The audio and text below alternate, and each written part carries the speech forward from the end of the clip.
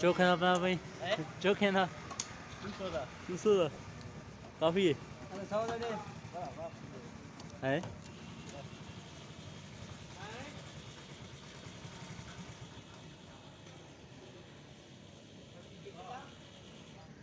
अस्सलाम वालेकुम अल्लाह दा फजल नाल करम नाल व्लॉग करने स्टार्ट मैं तो अपना भाई इकबाल सो यूट्यूब चैनल पे इकबाल व्लॉग साज में पे एक शादी थे क्योंकि तो सारे नाल रहे सो और सारी वीडियो का खत्म देख सो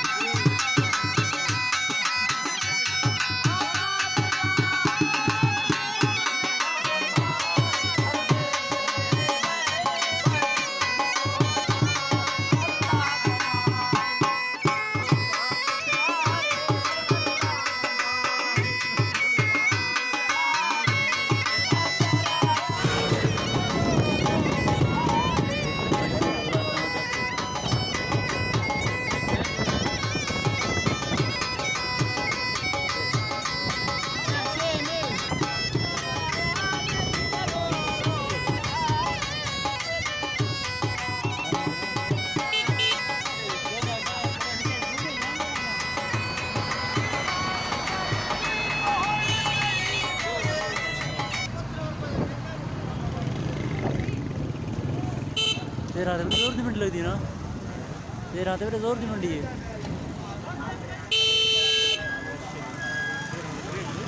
ख्याल करे आप बचाओ माल टेला तुम ताज़े ताज़े गन्ने वाला जूस।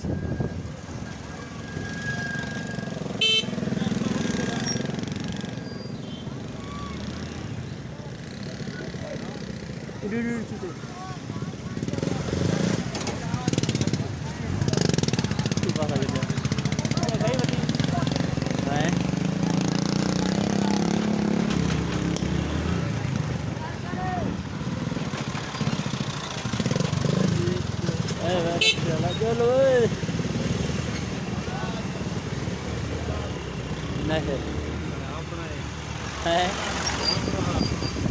ना अपना है पराया है।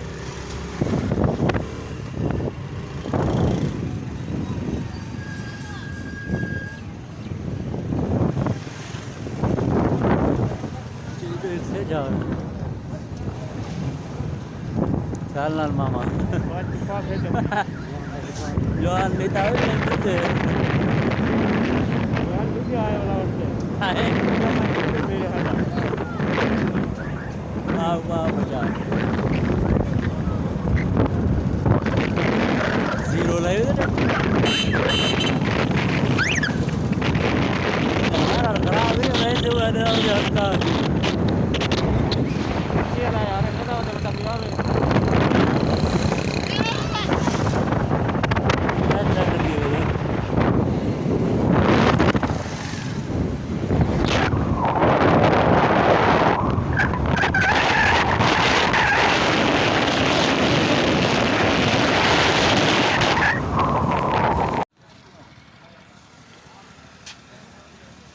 सुना जी पाला है क्या तब मैं लगता पाला है पाला तक लगता रहा है हाँ तेल में बने क्या तेल हैं तेरे कितना पता है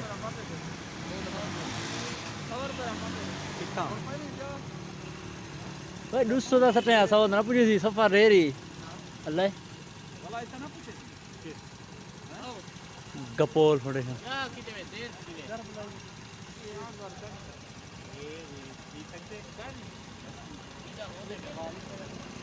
तो ले भी नहीं क्या होते हैं तो ले भी कुछ याद इधर है उसके ला ले भी नहीं गपोल ना सब फुल पेड़ में ना ले चलो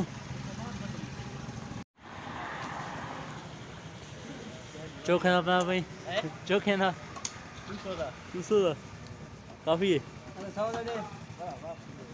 हैं